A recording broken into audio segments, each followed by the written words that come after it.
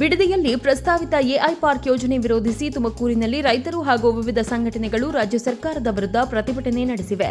ಹೇಮಾವತಿ ನೀರನ್ನ ಎಐ ಪಾರ್ಕ್ಗೆ ಕೊಂಡೊಯ್ಯುವ ಉದ್ದೇಶದಿಂದಲೇ ಕೆಲವು ಅಭಿವೃದ್ಧಿ ಯೋಜನೆಗಳನ್ನು ಜಾರಿಗೆ ತರಲಾಗುತ್ತಿದೆ ಎಂದು ಪ್ರತಿಭಟನಾಕಾರರು ಆರೋಪಿಸಿ ಬೀದಿಗಿಳಿದು ಪ್ರತಿಭಟನೆ ನಡೆಸಿದರು.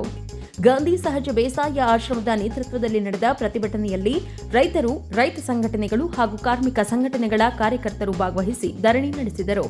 ಕೈಯಲ್ಲಿ ಫಲಕಗಳನ್ನು ಹಿಡಿದು ರಾಜ್ಯ ಸರ್ಕಾರದ ವಿರುದ್ಧ ಘೋಷಣೆಗಳನ್ನು ಕೂಗಿ ಆಕ್ರೋಶ ವ್ಯಕ್ತಪಡಿಸಿದರು. ಹೇಮಾವತಿ ನೀರನ್ನ ಎಐ ಪಾರ್ಕ್ಗೆ ಒದಗಿಸುವ ಉದ್ದೇಶದಿಂದಲೇ ಲಿಂಕ್ ಕೆನಾಲ್ ಹಾಗೂ ಔಟರ್ ರಿಂಗ್ ರೋಡ್ ಯೋಜನೆಗಳನ್ನು ಜಾರಿಗೆ ತರಲಾಗುತ್ತಿದೆ ಎಂದು ಪ್ರತಿಭಟನಾಕಾರರು ಆರೋಪಿಸಿದರು. ಕಾಂಗ್ರೆಸ್ ತೊರೆದು ಜೆಡಿಎಸ್ ಸೇರುತ್ತಾರಾ ಎಂಬ ರಾಜಕೀಯ ಚರ್ಚೆಗಳ ನಡುವೆಯೇ ತುಮಕೂರು ಗ್ರಾಮಾಂತರ ಕ್ಷೇತ್ರದ ಶಾಸಕ ಎಸ್ಆರ್ ಶ್ರೀನಿವಾಸ್ ಸ್ಪಷ್ಟನೆ ನೀಡಿದ್ದಾರೆ. ಪಕ್ಷದ ವಿರುದ್ಧ ಯಾವುದೇ ಅಸಮಾಧಾನ ಇಲ್ಲ ಎಂದು ಹೇಳಿರುವ ಅವರು, ಕಾಂಗ್ರೆಸ್ ಬಿಡುವ ಬಗ್ಗೆ ತಾವು ಎಲ್ಲಿಯೂ ಹೇಳಿಲ್ಲ ಎಂದು ತಿಳಿಸಿದ್ದಾರೆ.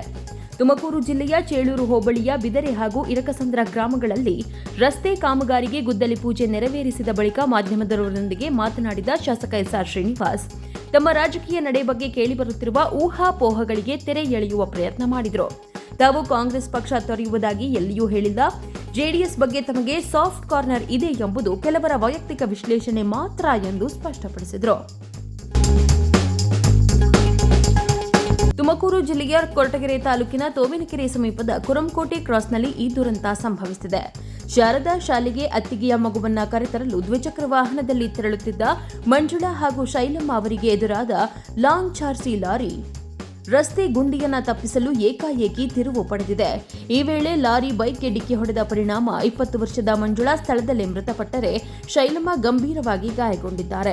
ಮೃತ ಮಂಜುಳಾ ಅವರಿಗೆ 4 ತಿಂಗಳ ಹಿಂದೆಯಷ್ಟೇ ವಿವಾಹವಾಗಿತ್ತು. ಹೊಸ ಬದುಕಿನ ಕನಸು ಕಾಣುತ್ತಿದ್ದ ಯುವತಿ ರಸ್ತೆ ಅವ್ಯವಸ್ಥೆಗೆ ಬಲಿಯಾಗಿರುವುದು ಕುಟುಂಬಸ್ಥರ ಆಕ್ರಂದನಕ್ಕೆ ಕಾರಣವಾಗಿದೆ.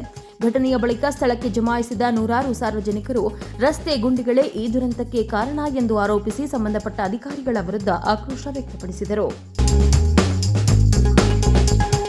ತುಮಕೂರು ಜಿಲ್ಲೆಯಲ್ಲಿ ಮತ್ತೊಮ್ಮೆ ಅನುಮಾನಾಸ್ಪದ ವಾಮಾಚಾರ ಆರೋಪದ ಪೂಜೆ ಬೆಳಕಿಗೆ ಬಂದಿದ್ದು ಗ್ರಾಮಸ್ಥರಲ್ಲಿ ಆತಂಕ ಮೂಡಿಸಿದೆ. ವಡ್ಡರಹಳ್ಳಿಯ ಬನವಾಸಿ ಶ್ರೀ ಆಂಜನೇಯ ಸ್ವಾಮಿ ದೇವಾಲಯದ ಮುಂಭಾಗದಲ್ಲಿ ಮೇಕೆ ಬಲಿ, ಕುಡಿಕೆ ಹಾಗೂ ವಿವಿಧ ವಸ್ತುಗಳನ್ನು ಬಳಸಿ ಪೂಜೆ ನಡೆಸಿರುವುದು ಗ್ರಾಮಸ್ಥರನ್ನ ಬೆಚ್ಚಿ ಬೀಳಿಸಿದೆ. ಸ್ಥಳದಲ್ಲಿ ಮೇಕೆಯನ್ನ ಕಡಿದು ಅದರ ತಲೆಯನ್ನ ಇಟ್ಟು ಎದುರಿಗೆ ಕುಡಿಕೆಯನ್ನ ಇರಿಸಲಾಗಿದೆ. ಕುಡಿಕೆಯೊಳಗೆ ಬೇವಿನ ಸೊಪ್ಪು, ಕೂದಲು ಸೇರಿದಂತೆ ವಿವಿಧ ವಸ್ತುಗಳನ್ನು ತುಂಬಿ ಚಿನ್ನದ ತಾಳಿ ಕಟ್ಟಲಾಗಿದೆ. ಇದರ ಜೊತೆಗೆ ಮಹಿಳೆಯರ ಬಟ್ಟೆಗಳನ್ನು ಅಲ್ಲಿಯೇ ಬಿಸಾಡಿ ಹೋಗಿರುವುದು ಸ್ಥಳೀಯರಲ್ಲಿ ಮತ್ತಷ್ಟು ಆತಂಕ ಹುಟ್ಟಿಸಿದೆ.